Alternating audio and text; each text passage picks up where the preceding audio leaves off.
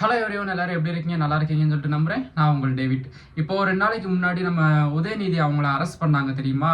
அவங்க வந்து மேடையில் வந்து தப்பாக பேசிட்டாங்க, டபுள் மீனிங்கில் பேசிட்டாங்க அப்படின்னு சொல்லிட்டு அரெஸ்ட் பண்ணாங்க.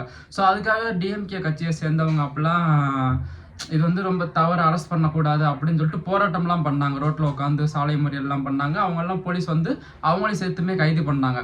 அப்போது ஒரு டீமை வந்து கைது பண்ணி கூட்டிகிட்டு போகும்போது ஒருத்தர் சொல்கிறாரு, மானங்கெட்ட டிஎம்கே அரசு அப்படின்னு சொல்லிட்டு கத்துனாரு. ஸோ இதுல இருந்து என்ன தெரியுது அப்படின்னா, கொஞ்ச நாளைக்கு முன்னாடி மேயர் பிரியா மேடம் ஒன்று சொன்னாங்க. என்ன அப்படின்னா, இவங்களுக்கு வந்து டிவிகேக்கு வந்து எப்படி பேசுறதுன்னே தெரில. அதாவது அவங்க வந்து அந்த எப்படி பேசுறது ப்ரிப்பேர் பண்ணுறத வந்து காரில் வர டைமில் படிச்சிருந்தா கூட அவங்க வந்து கரெக்டாக பேசியிருப்பாங்க அப்படின்னு சொல்லிட்டு சொல்லியிருந்தாங்க. அந்த விஷயம் நம்ம எல்லாருக்குமே தெரியும்.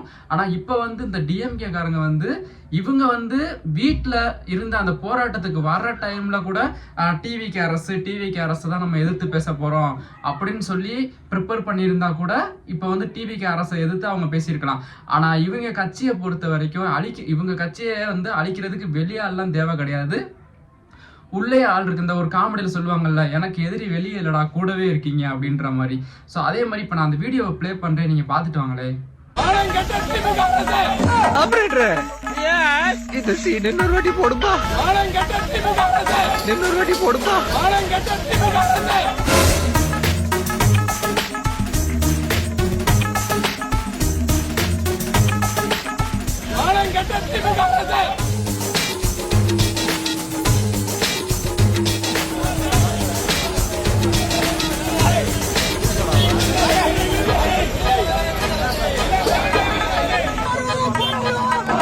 நீங்க பார்த்துருப்பீங்கன்னு சொல்லிட்டு நினைக்கிறேன்.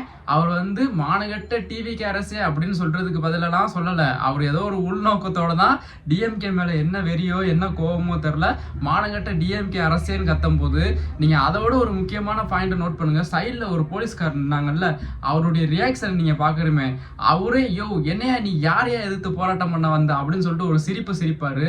ஸோ அந்த வீடியோ எத்தனை பேர் பார்த்தீங்கன்னு தெரியல. அதை பார்த்தோன்னே எனக்கு வந்து இப்படி இல்லாமடா கட்சி நீங்கள் நடத்துவீங்க, இப்படி இல்லாமடா உங்க கட்சியில நீங்க ஆள்ல சேர்த்து வச்சிருக்கீங்க அப்படின்ற மாதிரி தோணுச்சு. அதுதான் இந்த வீடியோவில் நான் சொல்லணும்னு நினைச்சது. ஸோ இதை பத்தி நீங்களாம் என்ன நினைக்கிறீங்க அப்படின்றத கமெண்ட் பாக்ஸ்ல சொல்லுங்க. தேங்க்யூ ஃபார் வாட்சிங் திஸ் வீடியோ.